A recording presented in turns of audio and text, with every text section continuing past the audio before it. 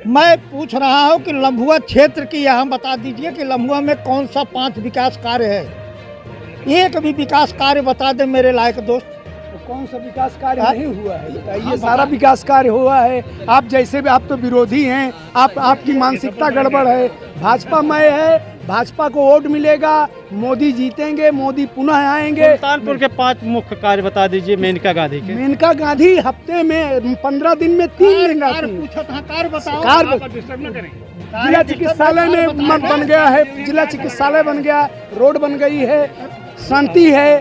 5 काम, ये 3 काम ये हो गया। लोग जो जाते हैं उनका तत्काल जो है कार्य हो रहा है, लोग संतुष्ट हैं, सारे कार्य हो रहे हैं।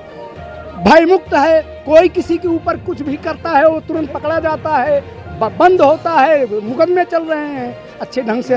जो जिसकी और मेनका जी से जो भी आप काम कहिए तरसाल तुरंत काम करती हैं। इनसे बढ़िया सांसद इस पृथ्वी पर कोई नहीं। 2024 लोकसभा चुनाव के लिए सभी प्रत्याशी मैदान में हैं। आज हम निकले हैं सुल्तानपुर ज़िले के लम्भुआ तहसील में। यहाँ पर बात करेंगे प्रबुद्ध समाज के लोगों से कि सुल्तानपुर लोकसभा का चुनावी मूड क्या है। आप सुल्तानपुर में किस तरीके से सांसद चुनना चाहते हैं? देखिए, जो सांसद सार्वजनिक विकास की तरफ उन्मुख हो, ऐसे सांसद को हम चाहते हैं। शिक्षा के क्षेत्र में, सड़क के क्षेत्र में, अस्पताल के क्षेत्र में और तमाम जो विकास की चीज़ें हैं उस तरफ जो भी उन्मुख होगा, जो भी कार्य करेगा, हमको उसका चुनाव करना चाहेंगे। और इस समय जो जितने भी प्रत्याशी हैं, मेरी समझ में तो मेनका गांधी सर्वोत्तम प्रत्याशी हैं और संभावनाएं भी पूर्णतः उनके पक्ष में ही हमको लग रही है, जैसा हमको प्रतीत हो रहा है कि वो सफल भी हो जाएंगी और भारी बहुमत से जीतने की ऐसी उम्मीद दिखाई पड़ रही है। आज उनका प्रोग्राम भी था हमारे अधिवक्ता संघ में, वो आई भी थी, उन्होंने अपना संबोधन भी दिया और तमाम उदाहरण भी दिए जिससे बातें प्रकाश में आई कि इन्होंने गत 5 वर्षों में विकास की दिशा में अनन्य कार्य किया है, बहुत ही लोकप्रियता भी हासिल कर ली है। तो उनका जो भविष्य है चुनाव क्षेत्र को लेकर के वो बड़ा ही उज्जवल दिखाई पड़ रहा है। आप लोग कानून के ज्ञाता हैं। इस समय चुनाव में एक मुद्दा बहुत तेज़ी से गरमाया है कि संविधान बदल लेने की। क्या आप लोग इस पर क्या आप लोग सोचते हैं? देखिए, ऐसा है कि बदलाव आवश्यक भी है। बदलाव आवश्यक इसलिए है, समय और परिस्थितियों के अनुसार कानून बनते हैं। अगर परिस्थितियाँ प्रतिकूल हो गई हों, समय प्रतिकूल हो गया हो, जिस समय संविधान हमारा बनाया गया था उस समय की परिस्थितियाँ कुछ और थी, लेकिन परिस्थितियों में समाज में हमारे बहुत परिवर्तन हो गया है। तो इस परिवर्तन होने की वजह से आज भी संविधान में वास्तव में संवैधानिक परिवर्तन आवश्यक है। इसीलिए भाजपा का नारा 400 के पार संभवतः इसीलिए लगाया भी जा रहा है। अगर परिवर्तन आवश्यक है, संविधान में इस समय परिवर्तन आवश्यक है, इसलिए परिस्थितियाँ प्रतिकूल हो गई हैं, समय बदल गया है। 2024 में आप सुल्तानपुर में कैसा सांसद चाहते हैं? पहली बात तो आपने एक प्रश्न किया कि संविधान बदलना और शब्दों का ज्ञान न होने के कारण लोग बदलने की बात कहते हैं। संविधान संशोधन की बात होती है। हमारे भारत के संविधान में संविधान संशोधन है, बदलना मतलब चेंज करना है और संशोधन का मतलब है कि अमेंडमेंट करना है। तो संविधान बदल नहीं रहा है, केवल संशोधन है। बीजेपी के चूँकि हमदर्द हैं, बोल रहे हैं। मेनका गांधी 5 साल तक यहाँ रही। लम्भुआ एक तहसील है कि जिसका नव सृजन हुआ, कोई भी स्थान नहीं था। मैं देवमढ़ विधायक और सीताराम जी को धन्यवाद देता हूं और शैलेंद्र सिंह को। इन्होंने हम लोगों को बैठने के लिए कुछ स्थान दिया, लेकिन 5 वर्ष तक मेनका गांधी आज बोल रही थी कि मैंने जयसिंहपुर में ऐसा कर दिया, लेकिन उनको ध्यान में नहीं आया। हमारे पूर्व मंत्री और अध्यक्ष संपर्क किए, लेकिन लम्भुआ तहसील में कोई भी उनका योगदान नहीं रहा। और दूसरी जो चुनाव की मानसिकता की बात करते हैं, चुनाव एकदम साइलेंट है। अब जैसे आज ही मैं हाल में देख रहा था, चाहे वो सपा का है विधायक समर्थक, चाहे वो सपा का है, चूँकि संघ के एक निर्णय के आधार पर वो बीजेपी की टोपी और पट्टा लिए बैठे थे, लेकिन उनके दिल और मानसिक स्थिति क्या थी, वो बीजेपी में नहीं है। लेकिन ये जो प्रदर्शन किया गया कि every person is follower of BJP, ऐसा नहीं था। हमारे 2-3 और व्यक्ति थे, मैंने उनको कहा टोपी लगा लीजिए, लेकिन वो ले लिए वही टोपी और वो जो पट्टा था। लेकिन इस तरह का जब संघ का निर्णय है, तो संघ का हमारा कोई निर्णय है तो राजनीतिक नहीं है। संघ के निर्णय के आधार पर जितने भी अधिवक्ता हैं वो सब गए थे। लेकिन उनकी मानसिकता नहीं थी वो बीजेपी हैं। अगर आप देखें तो सब टोपी लगाए थे, पट्टा लिए थे, लेकिन वो संघ के निर्णय पे लिए थे, बीजेपी के समर्थन में नहीं लिए थे। तो सो अलग है। जनता इस समय बहुत जानकार है। जिसको हम समझते हैं औठा टेक है, जिसको ज्ञान नहीं है, वो साइलेंट मतदान करती है और अपना हित और अहित सोचती है।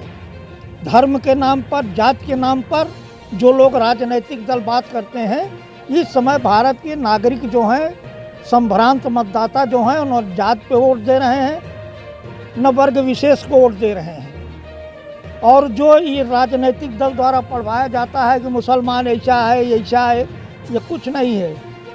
आजकल हिंदू मुस्लिम की बातें बहुत हो रही हैं। यही मैं चुनाव कह क्या रहा हूं। मुद्दा भटकाया जा रहा है? ये ऐसा है, एक मानसिकता है बीजेपी की। बीजेपी की मानसिकता है कि हिंदू का ध्रुवीकरण कैसे हो। हम आपके हमदर्द हैं। एक उदाहरण मैं बहुत बढ़िया आपको दे रहा हूँ।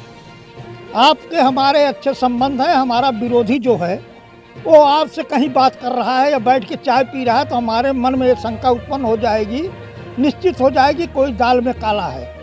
तो बीजेपी की एक मानसिकता है कि हिंदू को संगठित करने के लिए, एक दिशा की तरफ मोड़ने के लिए मुसलमानों की तरफ बात कर रहे हैं, जबकि मुस्लिम भी जो हैं वो बीजेपी के हैं। आप देखिए जितने हैं, काफ़ी बड़े बड़े नेता हैं जिनका जो स्वार्थ है, स्वार्थगत जुटे हुए हैं।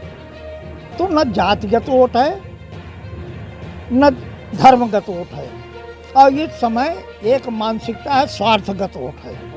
हमारा जिससे स्वार्थ है, जिससे लाभ है, मुझसे जुड़ रहे हैं। और जब प्रबुद्ध वर्ग देखिए, सबसे विकृत मानसिकता पे इस समय वकील को ही विद्वान लिखा जाता है, और किसी को ना, यूनिवर्सिटी का प्रोफेसर है उसको भी विद्वान नहीं लिखा जाता, लेकिन इन्हीं अधिवक्ताओं को लिखा जाता है। इनकी मानसिकता का आप अध्ययन नहीं कर सकते, जबकि जज और मजिस्ट्रेट नहीं कर पाते हैं।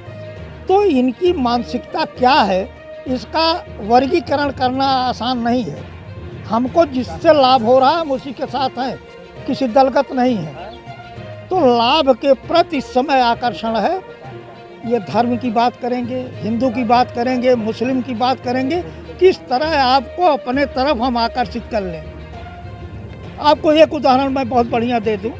रामचरितमानस प्रसंग का मंचन हो रहा हो, एक से एक शब्द आ रहे हैं, एक एक आ रही है, लेकिन जब कोई विदूषक आ जाता है तो लोग मनोरंजन लेते हैं, ताली बजाते हैं। तो दलगत इस समय जो है विदूषक आकर के जब मंच पे आते हैं तो लोग तालियां पीटते हैं, लेकिन जाने के बाद गालियां भी देते हैं।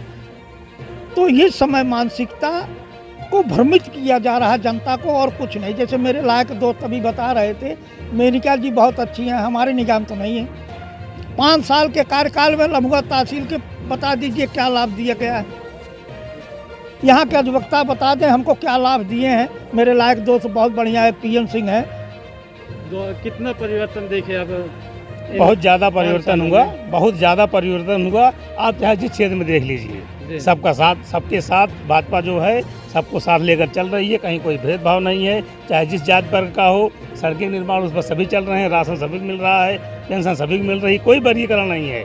ये छोटी छोटी पार्टियां वाले जो कुकुर मुत्ते की तरह उगाते हैं, वही चुनाव समय अपना प्रोग्राम निकालते रहते हैं।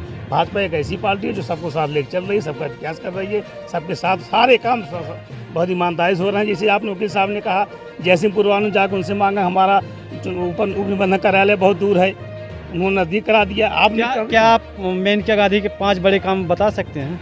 आप सुल्तानपुर जाकर स्वयं देख लीजिए। सुल्तानपुर कायाकल्प हो गया, जहाँ पतली पतली गलियाँ थी, गिट्टी मोहर दुकानें लगी हुई थी। आप 1 मिनट आप आ जा नहीं सकते थे, वहाँ आप देखिए, आप डबल लेन सड़कें बन गई हैं, आप यहीं देख लीजिए। कहाँ नहीं विकास हो रहा है, सड़कों का जाल बिछा हुआ है, हर जगह विकास हो रहा है। आपने इनसे पूछा ना, इनसे पूछा कि लम्बुआ क्षेत्र में मेनका, लम्बुआ मैं तहसील की बात कर रहा हूँ, पर एरिया की। अरे अरे आप, मैं पूछ रहा हूँ कि लम्बुआ क्षेत्र की यहाँ बता दीजिए कि लम्बुआ में कौन सा 5 विकास कार्य है। एक भी विकास कार्य बता दे मेरे लायक दोस्त। तो कौन सा विकास कार्य नहीं हुआ है बताइए? सारा विकास कार्य हुआ है। आप जैसे भी, आप तो विरोधी हैं, आपकी मानसिकता गड़बड़ है। भाजपा में है, भाजपा को वोट मिलेगा, मोदी जीतेंगे, मोदी पुनः आएंगे। सुल्तानपुर के 5 मुख्य कार्य बता दीजिए मेनका गांधी के। मेनका गांधी हफ्ते में 15 दिन में 3 दिन आती है। जिला चिकित्सालय में बन गया है, जिला चिकित्सालय बन गया, रोड बन गई है, शांति है। 5 काम ये 3 काम ये हो गया। लोग जो जाते हैं उनका तत्काल जो है कार्य हो रहा है, लोग संतुष्ट हैं, सारे कार्य हो रहे हैं। भय मुक्त है, कोई किसी के ऊपर कुछ भी करता है वो तुरंत पकड़ा जाता है, बंद होता है, मुकदमे चल रहे हैं अच्छे ढंग से। जो जिसकी मेनका जी से जो भैया आप काम कहिए तरसाल तुरंत काम करती हैं। इनसे बढ़िया सांसद इस पृथ्वी पर कोई नहीं है। अब हम जानेंगे 2014 के पहले सुल्तानपुर क्या था और 2024 में सुल्तानपुर कैसे दिख रहा है। क्या आप देखते हैं सुल्तानपुर कहाँ 2024 में? मेनका जैसा सांसद पूरे देश में नहीं है।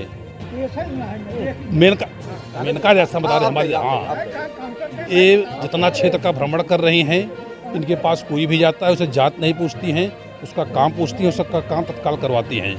हम लोग मेनका को चाहते हैं और कुछ भी नहीं। आप क्या कैसा सांसद चाहते हैं सुल्तानपुर जिले में? मैं ऐसा सांसद चाहती हूँ कि जो लोगों की बातें सुने, लोगों के बीच जाए और लोगों की बातों को सुनाए ही ना, खुद सुने भी।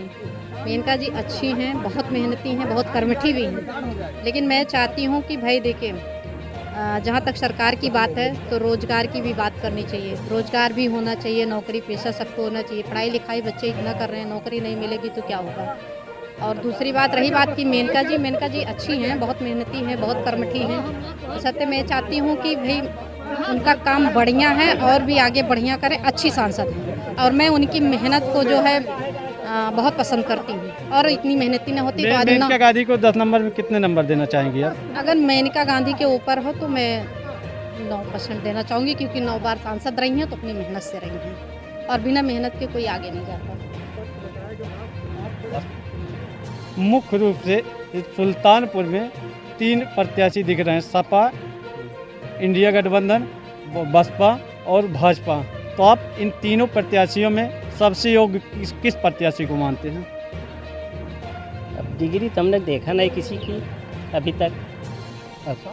लेकिन सामाजिक कार्य अभी जो है मेनका ही जीती है। वो लोग जीते तब भी दिखाएं ना कि हम क्या करेंगे। अभी मौका मिला ही नहीं, कैसे सामाजिक काम देखा जाए। मेनका गांधी को 5 सालों में आप देखें तो आप उनके बारे में क्या कहेंगे? मेनका गांधी ठीक है, जो है जाति विवाद के आधार पर काम नहीं करती, ये जो है बहुत अच्छा काम करती है। हाँ, इसके बारे में तो मैं कहूँगा। रही बात भाजपा के बारे में, तो 70 सालों में पहली बार इतना सोना महंगा हुआ, कभी नहीं महंगा हुआ।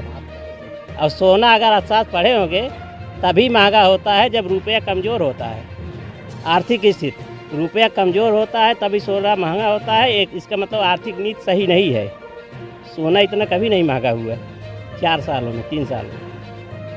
ये जो है आर्थिक कमज़ोर, हमारा देश का आर्थिक स्थिति कमज़ोर है, सोना बता रहा है। और रुपया सोना जो है जो लोग खरीद रहे हैं इसलिए महंगा हो रहा है, इसलिए कि जो है आरबीआई में उतना गोल्ड रखा जाता तब रुपया जो है छापा जाता है। इसका मतलब रुपया छप रहा है, गोल्ड नहीं रखा जा रहा है, तभी तो धड़ सोना खरीद रहे हैं सब। और खरीद रहे हैं तभी महंगा हो रहा है। आर्थिक नीति प्रबुद्ध समाज इस बार किसको अपना सांसद चुनना चाहता है सुल्तानपुर का? देखिए, यहाँ जो है चुनाव जो है हमेशा भाजपा, कांग्रेस और जो है बसपा ने ही लोकसभा चुनाव निकाला है यहाँ। तो पिछली बार जो है किसी एन प्रकार जो है मेनका गांधी ने जीता था, चुनाव काटे थी, किसी प्रकार से जीता था। इस बार जो है भाजपा की उतनी लहर नहीं है, भाजपा की लहर नहीं है। चुनाव जो है बहुत काटे की है बसपा और भाजपा में। अब हम जानेंगे इनसे, वकील साहब आप कैसा सांसद चुनना चाहते हैं इस बार सुल्तानपुर का? मेनका गांधी। अगर देश और स्वयं की सुरक्षा चाहते हैं तो भाजपा को विजयी बनाए, भारी मतों से विजयी बनाए, तभी देश और प्रत्येक व्यक्ति सुरक्षित रहेंगे। मेनका गांधी जैसे सांसद अभी तक कोई सांसद ने देखा नहीं। उनकी क्या खूबियाँ ऐसी नज़र आती हैं कि जो आप उनसे प्रभावित हैं? उनके अंदर कोई ऐसी बात ही नहीं है जिसकी हम बुराई कर सके। खूबियाँ के वो भंडार हैं, खूबियों से भरी हुई हैं। उनके कितना खूबी किसी के अंदर है ही नहीं। खूबी के वो भंडार हैं, खूबी भरी हुई है। प्रत्येक व्यक्ति को इतना प्यार, इतना स्नेह करती हैं, जैसे लगता है सब उनके अपने घर के अपने बच्चे हैं। बेरोजगारी पे आप क्या कहेंगे? बेरोजगारी है ही नहीं देश में, ये तो अपवाद है। कहाँ बेरोजगारी है?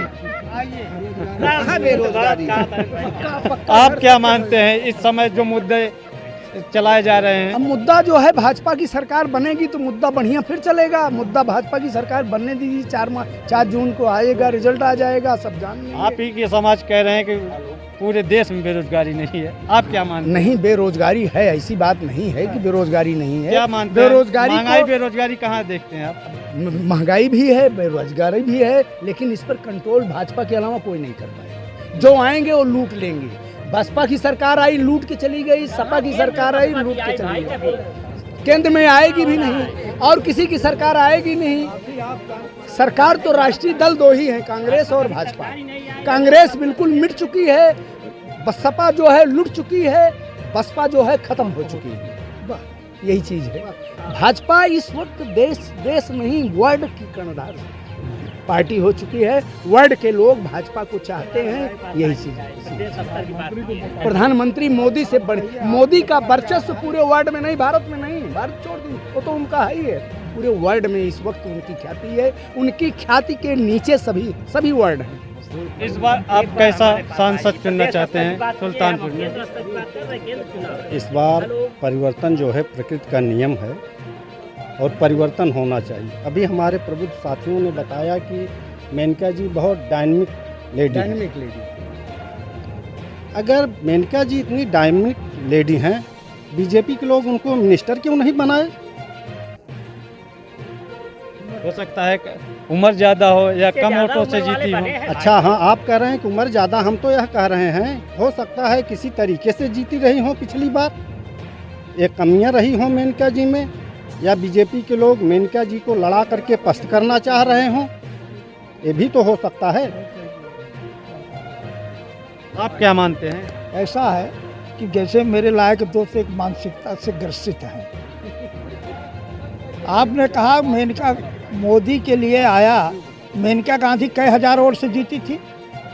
जब मोदी का प्रचंड बहुमत की बात हो रही थी, 14,000 मात्र से जीती थी। और किसका अलायंस था? बसपा भी था, सारे अलायंस थे।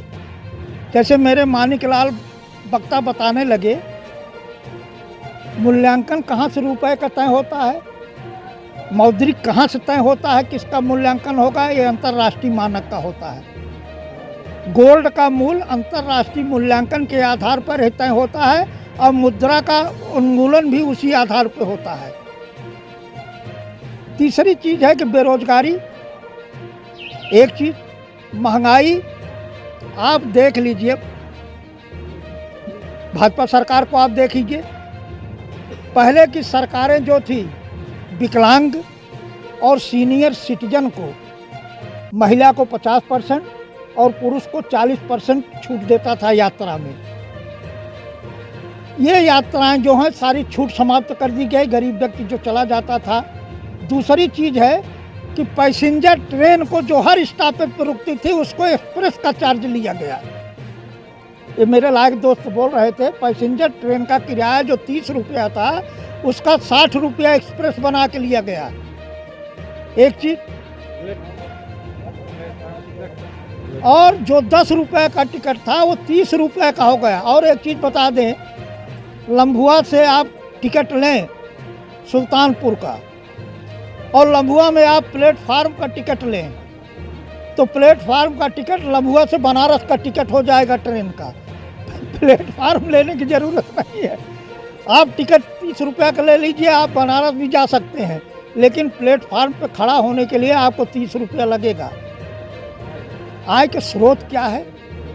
आप जानते हैं कि भारत की मौद्रिक नीति और ये जो गठबंधन की सरकार बनी थी सन 91 में, और राय साहब जो प्रधानमंत्री थे नरसिम्हा राव, जो उदार नीति ले आए, उसी नीति का परिणाम है कि भारत में हमारे लोगों के बचपना में फिएट और एम्बेसडर कार के अलावा कोई नहीं था। लेकिन आज देखिए हमारे यहाँ गाड़ियाँ कौन बनती थी? मोटरसाइकिलें कौन थी, 4 स्टॉक की गाड़ी कौन लाया। एक नीति हुई। हमारा एनडीए जो है, एनडीए जो इस समय अलायंस लड़ रहा है, ये उदार नीति लाया, अंतर्राष्ट्रीय स्तर पर इन्वेस्ट हुआ। आज मुद्रा देखिए, अंतर्राष्ट्रीय स्तर पर बड़ी बड़ी कंपनियां जो हैं, नरसिम्हा राव की उस नीति के नाते उस नीति में संशोधन तो नहीं कर रहे हैं। 400 पार पे मोदी सरकार बार बार कह रही है 400 पार, आपका क्या कहना है? हमारा ये कहना है कि एक स्कूल में जब लड़का पढ़ता है, इम्तहान देता है, तो कोई ऐसा लड़का नहीं आपको मिलेगा जो कहेगा कि हम फेल हो जाएंगे। कोई ऐसा लड़का जो परीक्षा दे के आया, परीक्षा दे के कोई लड़का कहता हम फेल हो जाएंगे, जबकि 5 विषय में 4 में फेल हो जाए। तो ये राजनैतिक रूप से एक व्याख्यान है। एक बात कही जा रही है कि हम 400 पार, एक मोनोपोली है। तो कभी भी कोई भी लड़का परीक्षा में जब बैठता है, ये चुनाव जो परीक्षा है, कोई भी ऐसा दल नहीं है जो अपने को कहेगा कि मैं कम जीतूंगा। इस तरह की आप एक परीक्षार्थी के रूप में पूछ लीजिए, ये जितने कैंडिडेट जितने दल रहे हैं परीक्षार्थी के रूप में है, कोई भी लड़का नहीं कहेगा मैं फेल हो जाऊंगा, और चाहे जो हो जाए। आप जान लीजिए, तो इस तरह जो कहने की है, कोई कहेगा, अच्छा कोई कहेगा मैं हार जाऊंगा, है? कोई नहीं कहेगा। और वही मास्टर पढ़ाता है, यही जनता, मास्टर वही पढ़ाता है। 40 छात्र पढ़ते हैं, एक कक्षा में 60 पढ़ते हैं। कोई ज़रूरी है कि पास हो जाए, उसमें टॉप भी करेगा, कोई फेल भी होगा, कोई ग्रेस मार्क से पास होगा। तो राजनीतिक दलों के यही है। इस समय भाजपा कह रही है 80 में 80, पूरे देश में 400 पार, इस पे आप क्या कहेंगे? देखिए, ऐसा है कि कुछ संभावनाएं होती हैं। आज भाजपा के सामने कोई भी राष्ट्रीय स्तर का कोई दल ऐसा नहीं जो भाजपा के सामने टिक सके, और न भाजपा जैसा नेता ही किसी भी दल में है। यह देश का दुर्भाग्य है कि आज भाजपा का विकल्प जनता के सामने नहीं है। जनता भाजपा को वोट न दे तो दे किसको? कोई भी ऐसा व्यक्ति नहीं दिखाई पड़ता जो राष्ट्र की कमान को संभाल सके। इसलिए क्या इस देश में अब योग्य कोई रहे ही नहीं क्या? निश्चित रूप से भाजपा के मुताबिक किसी भी दल में नेता नहीं है। निश्चित रूप से इसमें निर्विवाद रूप से सत्य है, जो मुझको दिखाई पड़ रहा है, भाजपा के समतुल्य विपक्ष में कोई नेता ही नहीं है। देश की कमान कौन संभाल सके, ये जनता के सामने बहुत बड़ा एक प्रश्न है। इसलिए विवश होकर के, विपक्ष चूंकि शून्य हो चुका है, जनता के सामने भाजपा के अलावा कोई विकल्प नहीं दिखाई पड़ रहा है जो राष्ट्र हित में, देश हित में कार्य कर सके। इसलिए जनता की व्यवस्था है कि भाजपा की ही वोट देंगे। और हमको जो संभावना दिखाई पड़ रही है कि उत्तर प्रदेश में 100% सीटें भाजपा को मिलेंगी, और राष्ट्रीय स्तर पर भी 400 के पार जाने की प्रबल संभावनाएं मुझे प्रतीत होती है। तो कह रहे हैं कोई योग्य नेता ही नहीं रहा पूरे देश में। योग्य नेता नहीं था तो क्या है, 70 साल कैसे कांग्रेस जीत रही थी? और आज जो चुनाव हो रहा है प्राइमरी विद्यालय, इंटर कॉलेज में, क्या है जो है भाजपा के बनवाए विद्यालय में चुनाव होगा? ये तो शौचालय में होना चाहिए चुनाव। शौचालय बनाए हैं, ये किसकी सरकार की बनाई हुई जहाँ चुनाव होगा किसकी सरकारी बनाए विद्यालय है? बता दे, भाजपा की बनाई है? शौचालय में चुनाव कराएं। और दूसरी बात, 70 साल कैसे चला जो है देश, और आर्थिक नीति जो है इनका देख लीजिए। आज जो है कोई पेपर हो रहा है तो जो है लीक हो जा रहा है। इनकी अगर सख्त है शासन तो लीक कैसे हो रहा है? अगर डबल लाख ट्रिपल लाख में रखे हैं पेपर तो लीक कैसे हो रहा है? यही बता दीजिए अगर इनका सख्त है। और दूसरी बात, पाठक जी अभी सरकार के बारे में कह रहे हैं बसपा ने लूटा ये लूट। बसपा की सरकार अभी केंद्र में नहीं आई। कोई भाजपाई बता दे बहुत सख्त जो हो, 5 योगी का प्रदेश योगी 5 काम गिना दे। मोदी पर चुनाव लड़ते हैं ये, हर प्रदेश में मोदी पर 5 कोई भी 5 काम गिना दे। योगी के 5 काम गिनवा के योगी 5 काम गिनाइए। देखिए, योगी के 5 नहीं 50 काम हैं। योगी एक मिनट योगी के जैसे इन्होंने बताया कि शौचालय में चुनाव होना चाहिए। अजीब सी बात करते हैं कि देश के विकास के लिए, स्वच्छ वातावरण के लिए, राष्ट्रीय हित के लिए भाजपा ने घर घर शौचालय के निर्माण कार्य किया, तो शौचालय में चुनाव होना चाहिए। ये तो दूषित मानसिकता का द्योतक है, ये गलत सोच का बनाया है। जहाँ चुनाव होगा वो कांग्रेस का, बसपा का, इन सब का बनाया हुआ है। जहाँ चुनाव होगा भाजपा वाले में चुनाव हो। जो विद्यालय बनाए गए, यूनिवर्सिटीज खोली गई, तमाम प्रकार के मेडिकल कॉलेजेस खोले गए, किसने खोला है? 6 लेन 4 लेन किसकी देन है? तो भाजपा ने जो किया है वो तो स्पष्ट दिखाई पड़ रहा है, और बसपा और सपा ने देश को लूटा है। अरबों खरबों की लूट किया है इन लोगों ने अपने को सालों में क्यों नहीं जांच करवाई आप लोगों ने? फिर देखिए मोदी सरकार ने वो जांच हो जाएगी, वो जांच हो जाएगी। होगी? आपकी बार सरकार कब आने होगी? आपकी बार सरकार आने दीजिए, ये लोग जेल में ही होंगे। 10 साल तो रही सरकार। आपकी बार यही लक्ष्य रहेगा, आपकी बार यही लक्ष्य रहेगा। इसके बाद जांच होगी। इलेक्ट्रल बॉन्ड क्या है ये? कि बसपा और सपा ने लूटा, इलेक्ट्रल यही बॉन्ड। बसपा के सपा के लूटे लोग भाजपा में भाग गए और वही क्लीन हो वही गए। है, भागे हुए हैं तो उसमें जब वो लूट रहे क्लीन हैं। हो गए तो अब ये कौन सी बात कहने की बात नहीं बसपा और भाजपा, तो जब वो विपक्ष कमजोरी हो गया अच्छे वहीं चले गए, भाजपा मजबूत हो गई। और एक चीज़ और कहना चाहूँ, बिहार में टीचर की नौकरी मिल रही लेकिन यूपी में नहीं मिल रही। ये कितनी अफसोस की बात है वही कि तो पेपर योगी का है लीक ना हो ये। रहा है, नौकरियां नहीं मिल रहे हैं, सबके बच्चे पढ़े लिखे हैं। पढ़ाई लिखाई की बात करें तो ज़्यादा बेहतर होगा। मैं किसी पार्टी पक्ष की बात नहीं कर रही, मैं बात कर रही हूँ युवाओं की, जो जिससे हमारा देश मजबूत होगा युवा से होगा। तो युवाओं को सबसे सर्वप्रथम नौकरी मिलनी चाहिए। बिहार में नौकरी मिल सकती है, हमारे यहाँ नहीं मिल सकती। ऐसा क्यों हो रहा है? यहाँ इतने बच्चे BEd BTC टी मतलब गार्जियन सब परेशान हैं, यहाँ भी तो होना चाहिए ना।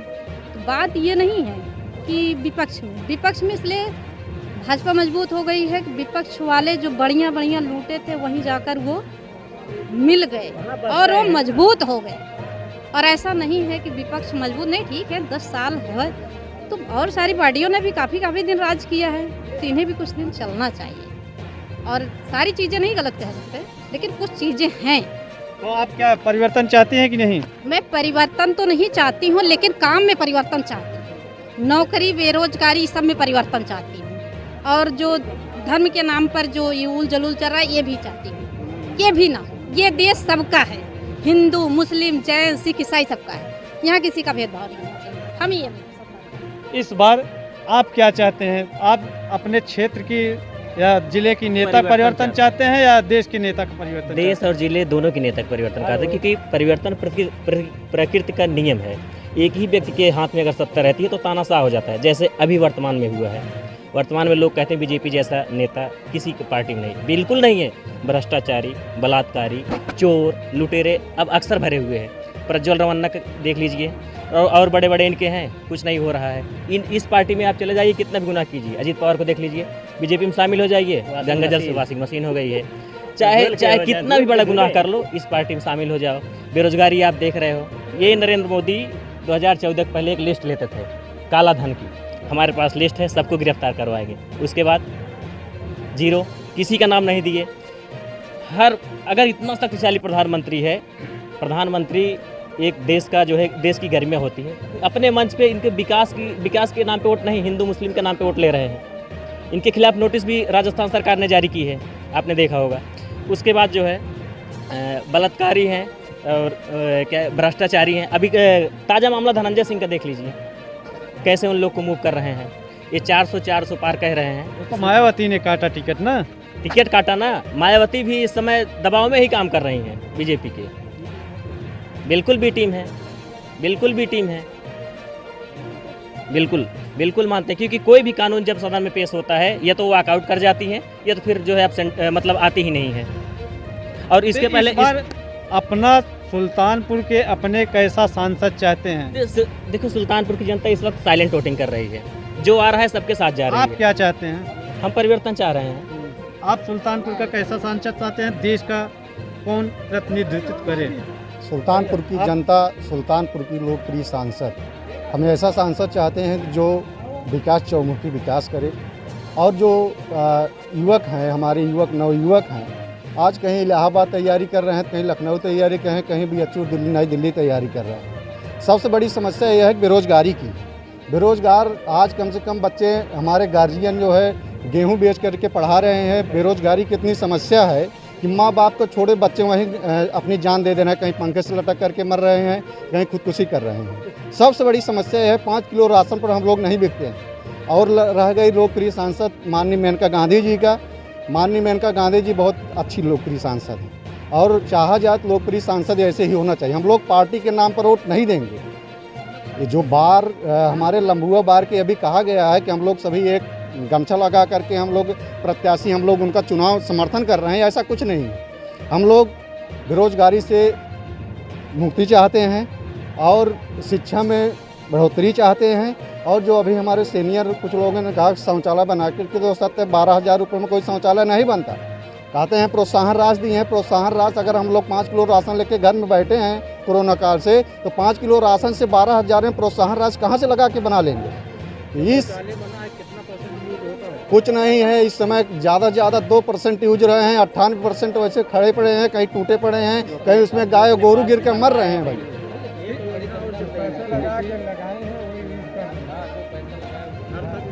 नल से जल। ये बताइए, हर घर नल योजना है। हर घर नल योजना के तहत कहीं ट्यूबवेल ऐसी जगह लगा दी रही है जो वहाँ तक पानी ही नहीं पहुँच रहा है। उससे हर घर नल योजना के तहत हम लोग कहाँ लाभ पा रहे हैं? कोई लाभ नहीं है। सिर्फ ये दिखावा पाना है, दिखावा बेरोजगारी भत्ते के तहत ये सिर्फ लाइन बिछा करके पैसे लूटने का काम किया जा रहा है और कुछ नहीं। और जितने भी भ्रष्टाचारी हैं वो भाजपा में ही शामिल हैं। योगी मोदी सरकार की नीतियों से आप कितना संतुष्ट हैं? इनको कितना नंबर देना चाहते हैं 10 नंबर में? मोदी सरकार की संतुष्टियों से, कार्यनीतियों से कुछ नहीं संतुष्ट हैं। सिर्फ संतुष्ट हैं तो हम मेनका गांधी के कार्यकलापों से दिल्ली से होकर के सुल्तानपुर महीने में 2 चक्कर लगाती हैं। कितना नंबर देंगे 10 नंबर में? मेनका गांधी को 10 में से हम 8 नंबर देंगे, लेकिन कार्यकर्ता या बीजेपी पार्टी को हम उसमें से एक भी नंबर नहीं देंगे। सिर्फ लोकप्रिय सांसद मेनका गांधी के कार्यकलापों से उनको वोट देंगे। मोदी सरकार की गौशाला जो चल रही है, इससे आप कितना संतुष्ट हैं? जिस तरीके से गौशाला से तो मैं बिल्कुल संतुष्ट नहीं। गौशाला में जाके देखिए, जानवर समझ लीजिए कि मर रहे, हड्डियाँ बची हैं, मांस कुछ नहीं, बस इतना जान लीजिए। उन पे तो अत्याचार हो रहा है। मैं ये अत्याचार तो नहीं कहूँगी, लेकिन ये है कि उनके खान पान पर बिल्कुल ध्यान नहीं दिया जा रहा है। जानवर घर पे रहता है, स्वस्थ रहता है, गौशाला में बिल्कुल हड्डियाँ हैं, मांस ही नहीं है, तो इसका मतलब क्या समझें? वो तो जनता की गलती है ना, तो जनता ले जाके छोड़ रही है। जनता जब चारों तरफ जो है जानवर छोड़ दिए गए हैं, बस एक मुहिम चला दिए हैं कि गौशाला खोले हैं, तो जब गौशाला खोले हैं तो उनको खाने पानी पीने का भी प्रबंध अच्छा होना चाहिए ना। तो उसको क्यों ये दिखावा कर रहे हैं कि गौशाला बनाए हैं, गौशाला में जानवर खाने को ही नहीं पा रहे हैं, तो क्या फायदा है इससे? मेनका गांधी से कार्यों से संतुष्ट है ना आप? मेनका गांधी मुझे अच्छी लगती हैं, उनके काम अच्छे लगते हैं, उनकी मेहनत अच्छी लगती है। मेरे लिए तो मेरे यहाँ की सांसद अच्छी है। भाजपा से तो मैं बहुत संतुष्ट हूँ, लेकिन अपनी गांधी जी से तो संतुष्ट हूँ। काम करती हैं, बहुत बढ़िया है। योगी सरकार जीरो टॉलरेंस नीति पे काम करती है। योगी सरकार या देश की कानून व्यवस्था से आप कितने संतुष्ट हैं? देखिए, जीरो टॉलरेंस की जहाँ तक बात है, ये मात्र कहने के लिए, धरातल पे नहीं उतरती दिखती है। हाँ, जरूर कुछ है थोड़ा बहुत, लेकिन वो धरातल पर खरी नहीं उतरती, इसलिए उसको जीरो टॉलरेंस पे काम करना बिल्कुल गलत कहा है। पूरे देश में लोहा माना जाता है योगी सरकार की बुलडोजर नीति। एक अलग मुद्दा है, उनको बुलडोजर बाबा जरूर कहा जाता है, लेकिन क्या हर जगह बुलडोजर चलता है जहाँ वाकई चलना चाहिए? उसमें भी राजनीति हो जाती है। योगी बाबा कहते हैं या तो देश छोड़ दो या तो, वो उनकी अपनी बात है, लेकिन जहाँ तक जीरो टॉलरेंस की बात है, अभी ऐसा सुधार नहीं हो पाया है। बिरादरी के लोगों कितने लोगों पे बुलडोजर चला? योगी बाबा के जो बिरादरी के गुंडे हैं जो बैठे रहते हैं, जिसके लिए बच्चियाँ धरने पे बैठी थी, पहलवान धरने पे बैठे थे, जो देश के लिए मेडल लेके आए थे, बुलडोजर चला, FIR दर्ज हुई। अपराधियों चल रहा है ना। अच्छा, अपराधी, ये अपराध कौन साबित करेगा? अदालत की तुम, मीडिया साबित करेगी? अपराध की कैटेगरी मीडिया ही बनाएगी क्या? अपराध क्या है इसको क्लियर मीडिया करेगी। अपराध की क्या कैटेगरी है? अंडर ट्रायल व्यक्ति के घर आप चला, आप अदालत है नहीं है, ये तो जज किस लिए? अदालतें बंद कर दो आप। उनके बेटे को दिया गया, ये परिवारवाद नहीं है। परिवारवाद नहीं है तो क्या है बताइए? ये तो राजनीति है, ये तो सिर्फ कहने की बात है, लेकिन सत्ता किसके हाथ में रहेगा? देते हैं उनको, ना देके उनके बेटे को दे दिए। जीरो टॉलरेंस कहाँ है? जीरो टॉलरेंस और पीछे से जो है उनको जाति विशेष के लोगों को आप टारगेट कर रहे हैं। वोटों का ध्रुवीकरण करने के लिए हिंदू मुस्लिम करना चाहिए। देखिए, परिवर्तन तो प्रकृति का शाश्वत नियम है, और कहीं भी आप देख लीजिए, इतिहास गवाह है कि जब भी सत्ता किसी एक व्यक्ति के हाथ में सौंप दी जाएगी तो निश्चित रूप से निरंकुशता सामने आएगी। और जनता तो, निश्चय ने कहा है कि जनता उस पालतू कुतिया के समान है जो अपने मालिक से पिटने के बाद भी बार बार उसके तलवे चाटती है और दुम हिलाती है। ऐसी भोली भाली जनता होती है जिसका सत्ता में लगातार बने रहने वाले लोग निरंकुशता के कारण उसका लाभ उठाते हैं। इसलिए जो प्रकृति का नियम है कि परिवर्तन होना चाहिए, राजनीति में तो निश्चित रूप से जो पदासीन हैं उनको पदच्युत करके नई नई व्यवस्थाएं लाना चाहिए, तभी उनको लगेगा कि नहीं वाकई जनता के लिए काम होना चाहिए। ये मेरा अपना मानना है। चलिए, ये थे हमारे साथ लम्बुआ तहसील के प्रबुद्ध समाज के लोग जिन्होंने अपनी अपनी प्रतिक्रिया दी। अब हम अगले पड़ाव में मिलते हैं आप लोगों से फिर। भारत न्यूज़ टाइम नेशन इस समय मतदाताओं से अपील करना चाहता है कि हेल्दी डेमोक्रेसी के लिए मतदान बहुत ज़रूरी है और 25 तारीख को आप लोग जाएं, पहले मतदान करें फिर जलपान करें, ये अपील करता है।